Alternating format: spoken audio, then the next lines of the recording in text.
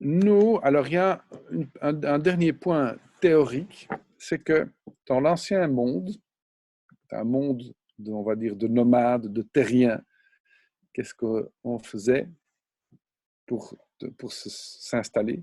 On regardait vers en bas. Qu'est-ce qu'il y a comme ressources terrestres? Les rivières, la terre agricole, qu'est-ce qui pousse? Okay. On regardait vers en bas. Et puis on construisait de en bas vers en haut.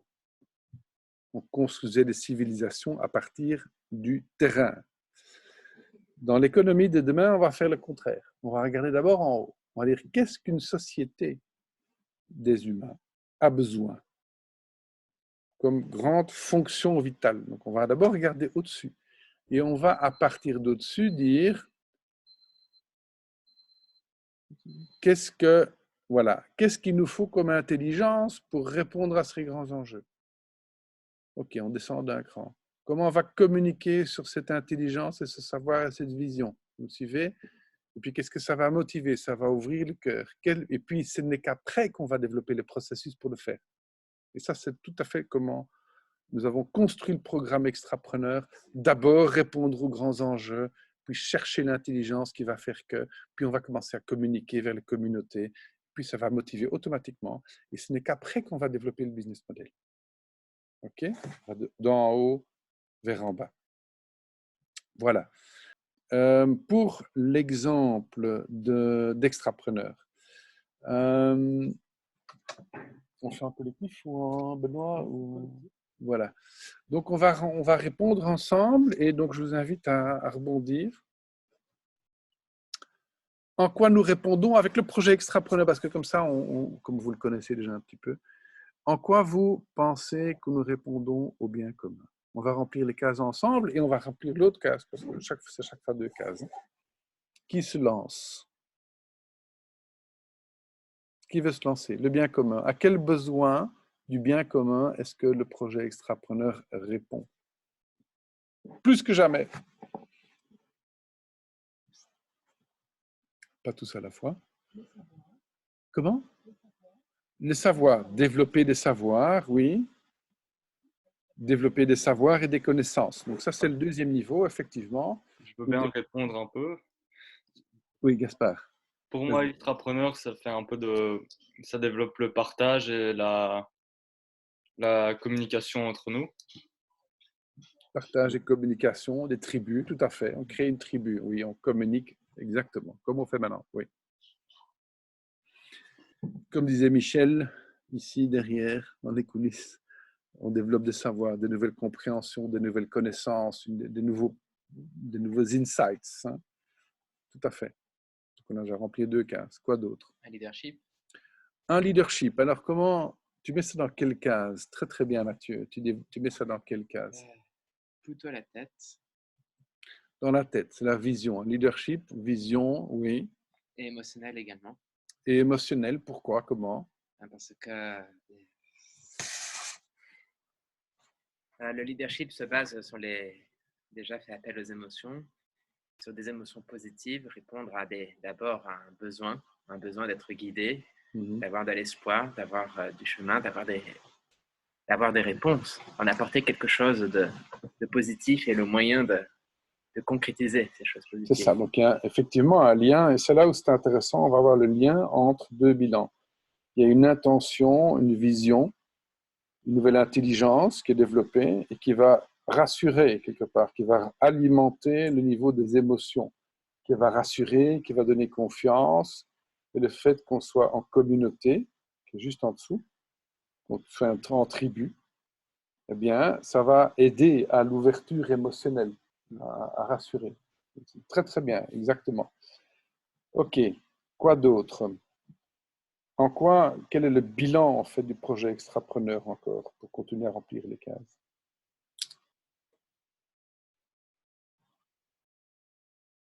Allez-y. Il y a encore beaucoup de cases vides. Hein. Lâchez-vous dans les cases.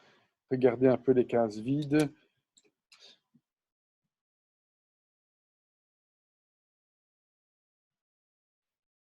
Pour moi, si vous m'entendez, au niveau des process, en utilisant un process déterminé. Tu es sur le truc ou pas? C'était de loin, là. Est-ce que vous entendez, Michel?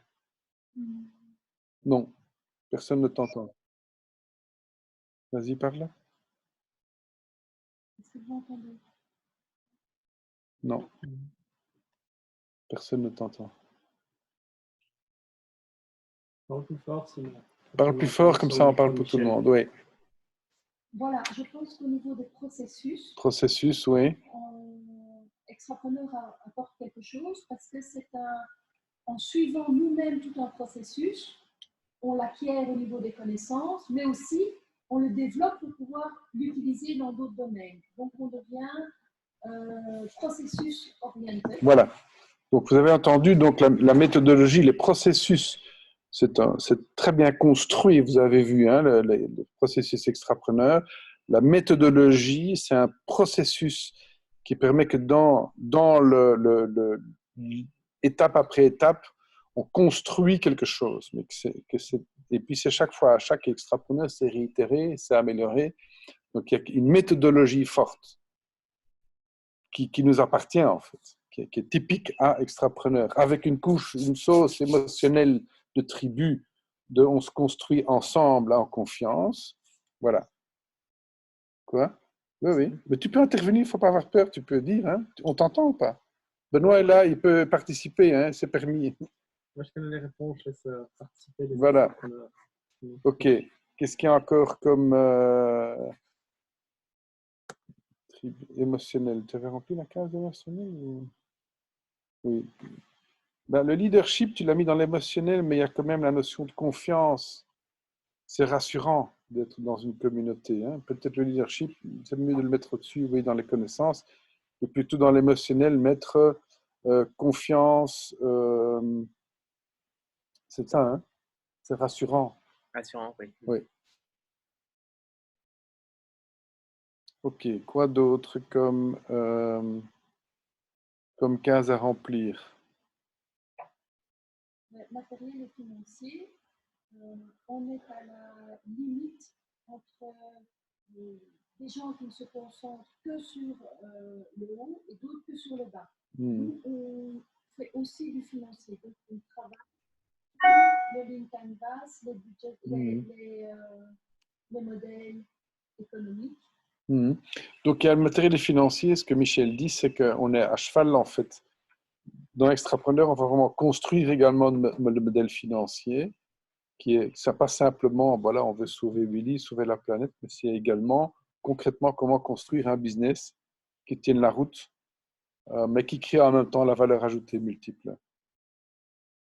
Voilà. Alors, la notion, qui a un exemple dans Extrapreneur qui régénère le bilan terre? Et l'équipe pas soufflée, s'il vous plaît, merci. Quel projet apporte... Le projet de recyclage des déchets. Merci. Voilà. Non seulement on va les recycler, donc on va faire une somme zéro, c'est-à-dire qu'on ne va pas créer des déchets en plus, ce sera neutre, mais en plus le compost pourra régénérer les terres dans la région, puisque le compost va régénérer après coup. Voilà. Donc on va avoir un bilan qui va diminuer l'effet négatif et augmenter l'effet positif. Merci, parfait. Il y en a d'autres? Il y a un autre projet qui répond également très concrètement à ce bilan-là. Alimentation. Oui. Et comment? Dans les... Production de circuits courts. Merci. Circuit court, donc on réduit quoi? On réduit plusieurs choses. On réduit les transports. Transport. On va aussi réduire les déchets. On réduit les déchets, merci. Avec le triple déchet. Et par rapport aux terres, faire attention au système agricole pour ne pas détruire les terres.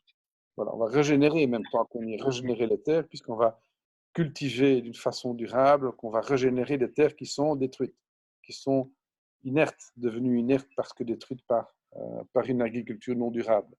Ouais. On va régénérer même, tout à fait. Merci. Très, très bon exemple.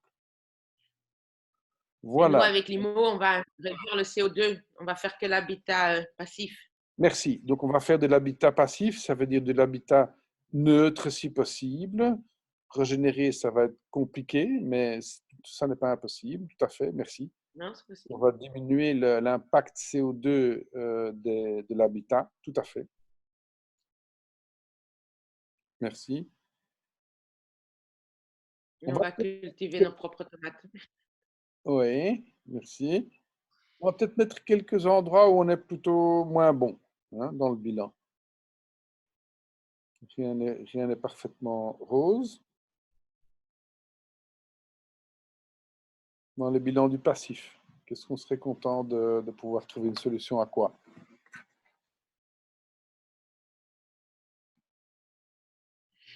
Moi, je voudrais qu'on trouve un meilleur business model pour Extrapreneur parce qu'on est ric-rac.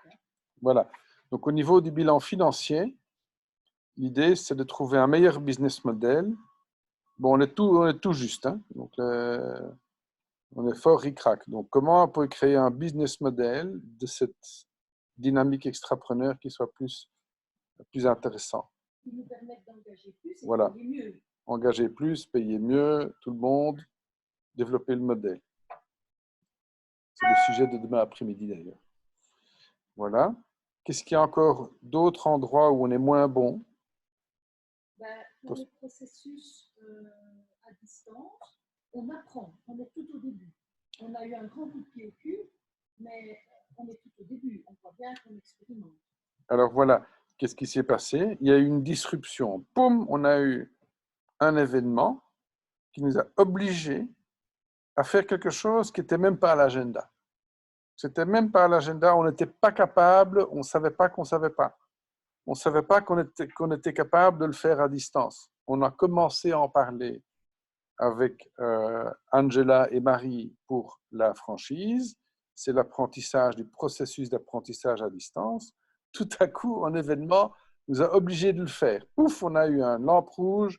Merde, on ne peut plus se déplacer. Comment on va faire? Lampe rouge, passif, processus. Et là, on est en train, maintenant, as we speak, en train d'activer ça. On pourra, dans une semaine, 2 semaines, dire on est bien fiers parce qu'en plus, la méthodologie, on peut l'appliquer à distance. Donc, on sera enrichi grâce au choc. On aura été enrichi d'une nouvelle valeur. Et je félicite d'ailleurs tout le monde, toute l'équipe, et vous qui jouez le jeu. Voilà. Quoi d'autre? Regardez comme c'est intéressant de faire cet exercice. Est-ce qu'il y a d'autres blind spots, comme on dit, des spots aveugles, qu'on ne sait pas peut-être?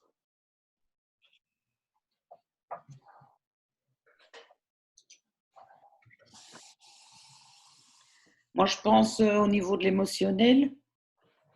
Oui. Donc, l'importance de développer l'ikigai au sein de l'équipe même. Voilà. Alors, vaste sujet. Comment motiver, et non, plus que ça, comment amener un processus, donc je suis juste en dessous, qui va permettre à chacun de briller dans son propre ikigai au sein des équipes et des sous-équipes. Donc c'est le sujet d'ikigai. Et au niveau individuel, parce que les équipes arrivent plus facilement à trouver une énergie d'équipe que les gens pour faire leur propre développement personnel.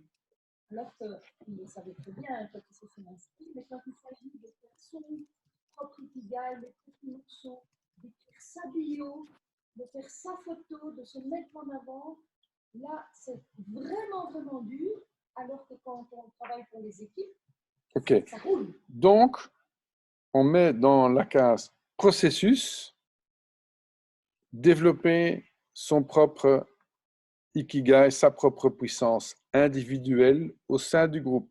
On est moins bon là-dedans et ça a été un choix stratégique parce qu'on ne sait pas tout faire. Là, en tout cas, il y a ce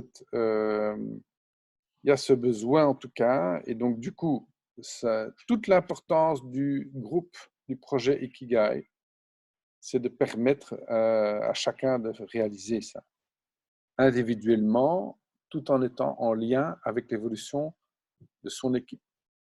Benoît, si tu mettais développer son ikigai entre l'émotionnel et le processus. Oui. Parce que c'est un processus. C'est à cheval entre les deux, hein? Oui, oui. Oui, c'est ça. Ouais. Merci. Très bien. Continuons, peut-être pour boucler encore un.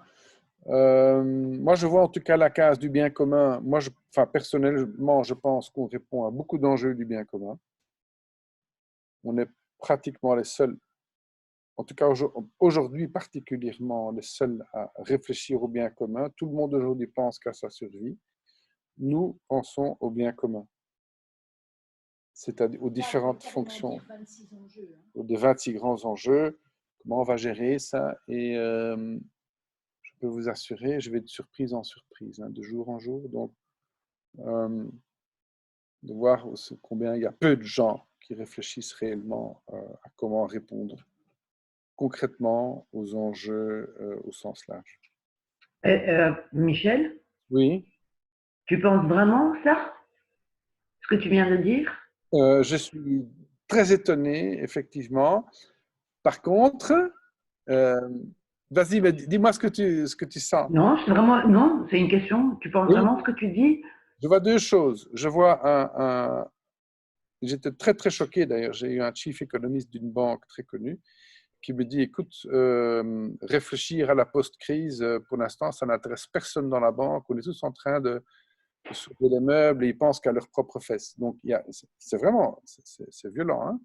Donc, effectivement, même au fédéral, au plus urgent, pour sauver maintenant le plus urgent. Personne ne pense à comment on va vraiment reconstruire tout ça. Et donc, oui, la réponse est oui. Je suis très étonné de voir qu'il n'y a pas... Au-dessus, il n'y a rien qui va venir. L'intelligence va venir d'en dessous, va venir du terrain. D'accord, ok. Mais parce qu'en fait, il y a enfin, je vais pas faire l'avocate, c'est peut-être parce qu'il y a des priorités et que les entreprises, comme tu prends l'exemple des banques, ont d'autres peut-être priorités aujourd'hui actuellement qui sont de l'ordre de l'essentiel pour eux. C'est-à-dire que si on prend la pyramide de Maslow, pour une banque, c'est d'abord de garder les emplois, de voir comment ils peuvent pérenniser leur entreprise. Ils ne sont pas dans la réflexion. Nous, on a ce luxe-là, quelque part, entre guillemets, de pouvoir se repositionner parce qu'on n'est peut-être pas autant pris par une entreprise qui serait la nôtre, qui serait un enjeu financier pour nous. Tu vois? Je ne sais pas si tu me comprends. Mais de là, je pense que c'est un peu présomptueux de dire qu'il n'y a personne dans le monde qui pense à des solutions du système, un autre système d'économie. Tu vois?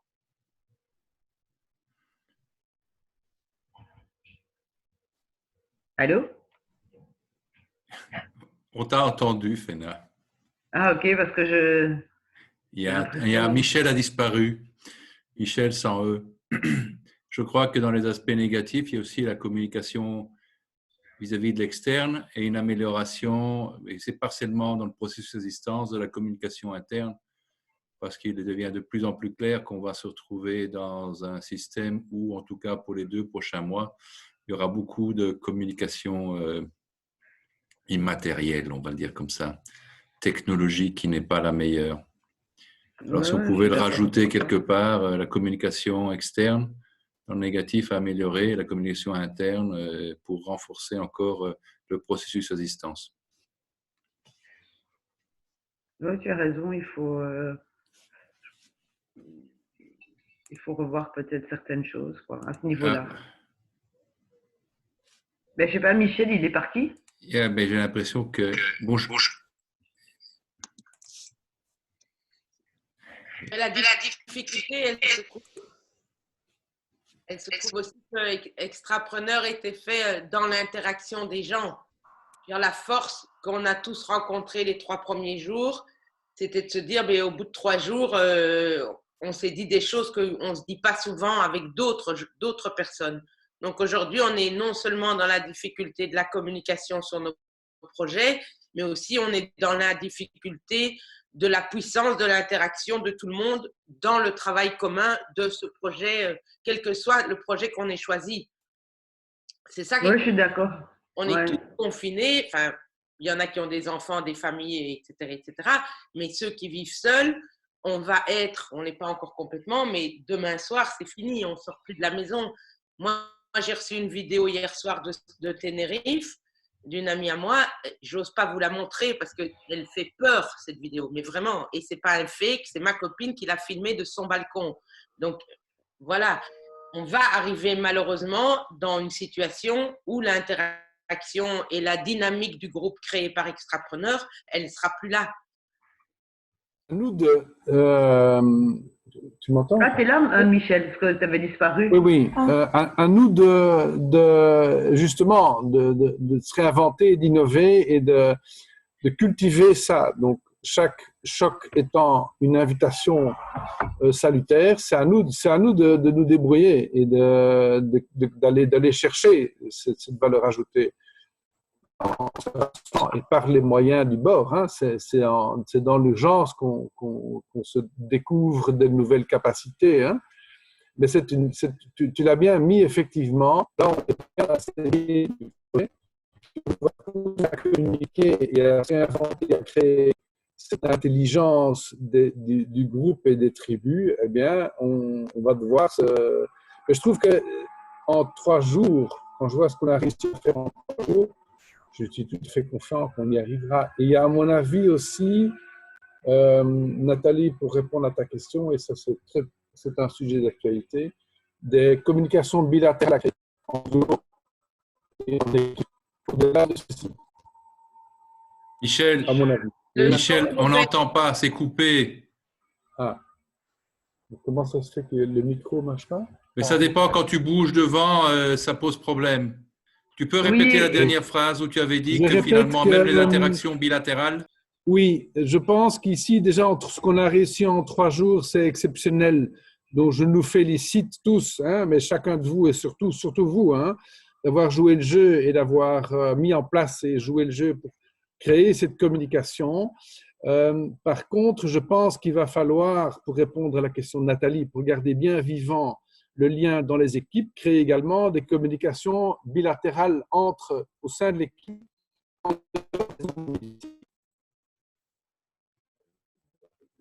En dehors des Zooms.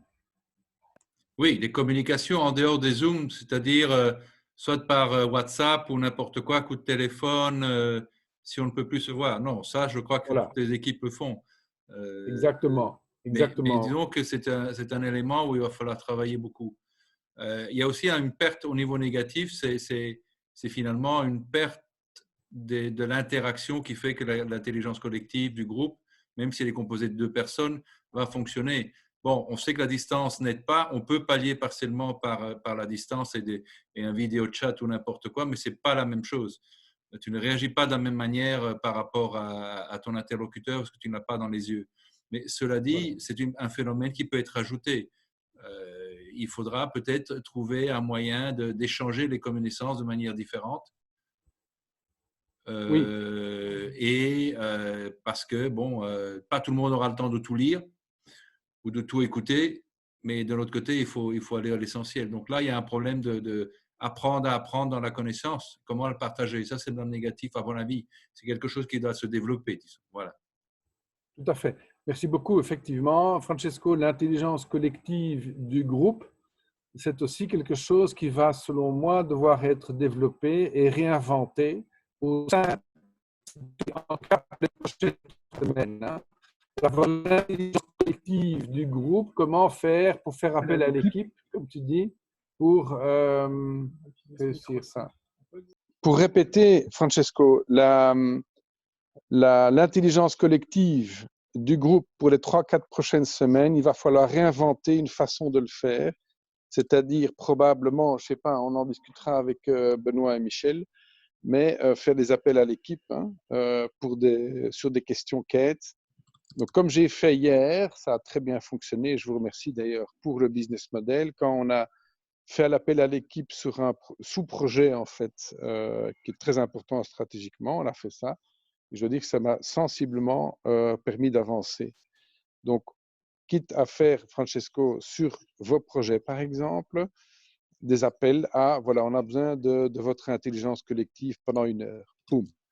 Tu poses bien ta question. Donc, c'est ce que je vais faire demain, par exemple, de 11h à 13h. J'ai 6 ou 7 experts qui vont, à partir de l'international, se brancher sur Zoom pour travailler sur le post-crise, reconstruction post-crise, mais des gens du Club de Rome, des think tanks à Londres et tout. Et donc, ça, c'est 2 heures. On va activer l'intelligence collective sur un sujet bien précis. J'ai très bien préparé l'agenda. C'est une façon de, tu vois. OK, maintenant, je vous invite chacun. Alors, Benoît, tu vas nous aider. Pour ça, je te rends le micro pour pouvoir dire comment vous vous organisez. On a besoin de travailler, vous avez besoin de travailler sur vos projets, sur la 7D de vos projets. C'est-à-dire, qu'est-ce qu'il y a en valeur déjà maintenant? Donc, vous faites la 7D value de votre projet respectif. Qu'est-ce qu'il y a dedans et qu'est-ce qu'il n'y a pas dedans? Qu'est-ce que vous avez déjà et qu'est-ce que vous avez besoin? Chacun des projets. Donc, j'ai créé tous des Google Docs que je mets en ce moment dans vos différents projets. Je vous propose de prendre 15 minutes par projet pour remplir le set des values. Et puis, on se retrouve ici. Comment ça s'est passé? Écoute, on était en plein développement bon, on a déjà rempli pas mal de cases sur notre projet. Ce sera à revoir, bien évidemment. Il y a des choses peut-être qui sont passées dans les mauvaises cases, entre guillemets, mais bon, ça, c'est question d'apprentissage. Oui. Et surtout, en fonction de ce que l'on va entendre par ailleurs dans les prochains jours, peut-être qu'il y a des choses qui vont bouger. Mais bon, voilà, on va essayer, enfin, Nathalie va essayer de croiser ça avec le Lean Canvas de manière à avoir des choses cohérentes entre les deux. Mais bon, je n'ai pas envie que ce soit une répétition parce qu'à peine tu vas changer ton Lean Canvas, tu vas changer ton 7D. Et on n'est pas là pour faire des modifications, on est là pour avancer. On est d'accord. Très bien. Merci pour ton feedback. Alors, effectivement, ce sont des itérations. Hein, donc, tu vas clic-clac, c'est tout le temps mobile. Et donc, c'est comme disait Christophe, on rebondit, on adapte, clac-clac, et c'est tout le temps, il n'y a plus rien de stable, si ce n'est notre propre stabilité individuelle. Voilà, le prochain groupe, un peu feedback, votre ressenti, votre expérience à travers cet exercice, vos compréhensions peut-être. Allez-y. Tu veux qu'on... Oui, Caroline, oui, vas-y. Donc avec Gaspard et Jean-Louis, on a commencé parce qu'on faisait déjà donc ce qu'on avait et ce qu'on avait déjà revu grâce aux 26 enjeux.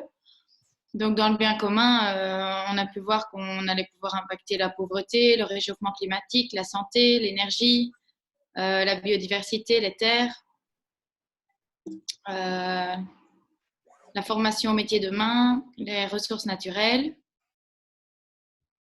Et en passif, ça c'est Gaspard. En passif, c'est tous les enjeux qu'on n'a pas. Je ne saurais pas vous les citer directement, mais par rapport aux connaissances du passif, donc on va approfondir les techniques de développer dans le monde par rapport au fait qu'en Afrique, comment ils vont faire pour conditionner les bières ou transporter tous les liquides à fermentation. Ou en Asie, par exemple, le modèle du tofu, qui est aussi un produit qui est fermenté, et on pourrait aller se baser sur les techniques utilisées là-bas et voilà, voir comment ça peut s'adapter pour nous, notre lait, ici en Belgique, quoi. Très bien. Sinon, ce qu'on a déjà, l'expérience, que ce soit celle de Sven dans son magasin, qui est déjà du direct to consumer, ou l'expérience de Jean-Louis, qui a travaillé beaucoup dans les grandes surfaces, etc. Ça, c'est quelque chose qu'on a eu et qui nous transmettent au quotidien. Et donc, par rapport à la communication, il faudrait qu'on développe une identité et créer aussi la marque.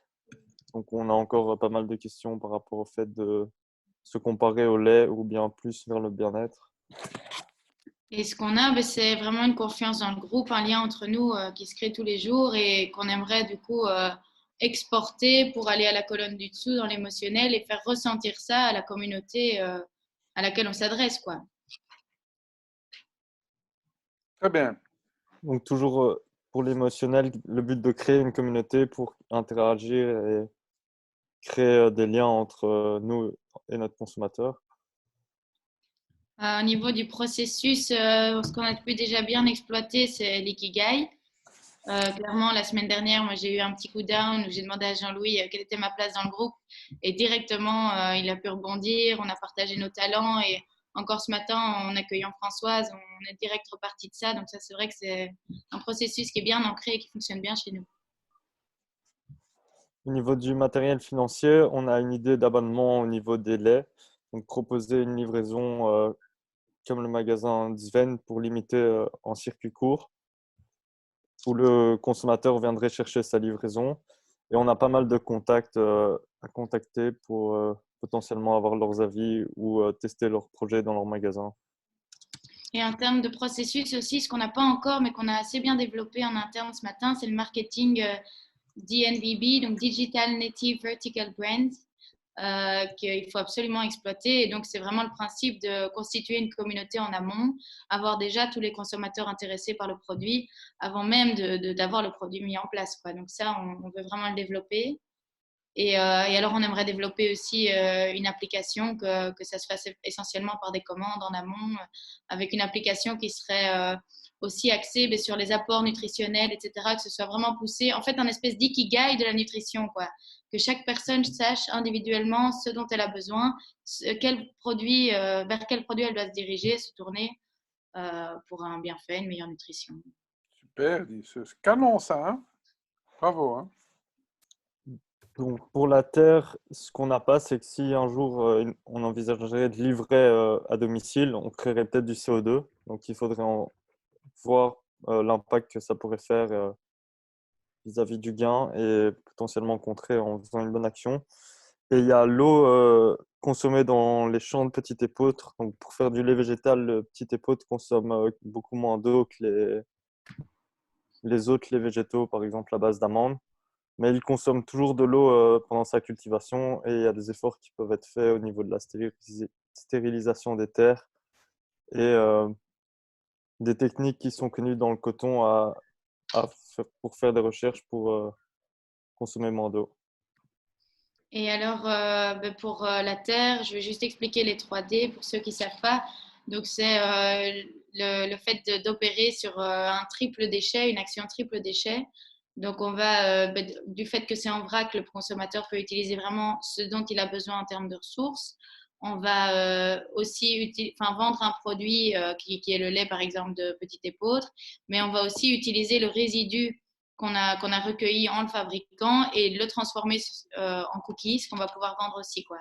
Donc, on opère sur le produit, sur le résidu et sur le produit en lui-même dans la quantité qu'on a besoin et dont on va se servir, quoi. Voilà. Super, exercice de style absolument parfait, hein. Félicitations. Merci beaucoup de ce partage. Est-ce qu'il y a un autre groupe qui peut présenter sa grille? Marie, vous avez quelque chose, vous pouvez partager quelque chose ou pas? Il n'y a pas d'obligation, hein? On a mis quelque chose, mais on a fait ça un peu à la vite, donc je sais pas si ça vous intéresse vraiment de... Ah merde, et en plus je sais même pas où j'ai mis ça. Si ça vous intéresse beaucoup à entendre. Déjà,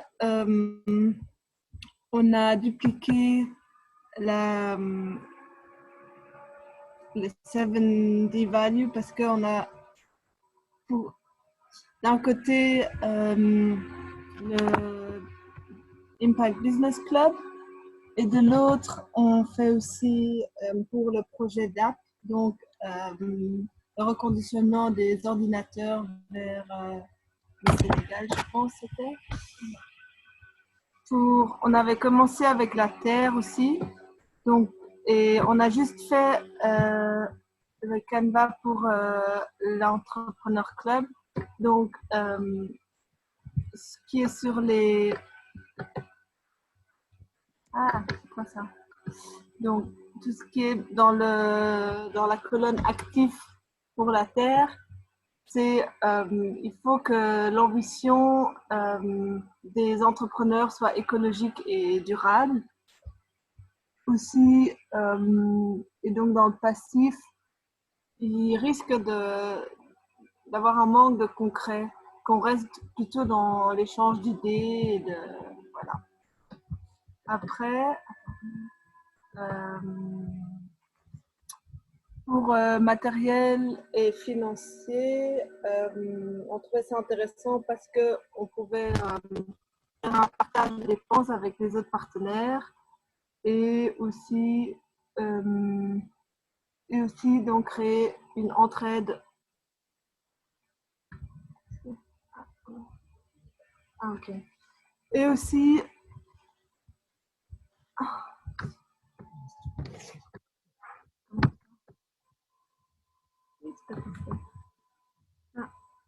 ok. Et aussi avoir une entraide entre les preneurs, donc qui peuvent mettre leur disposition logistique à un centre de coûts supplémentaires. Oui. Et donc, je ne sais pas si Féna, tu veux dire quelque chose encore dessus? Elle n'est pas là?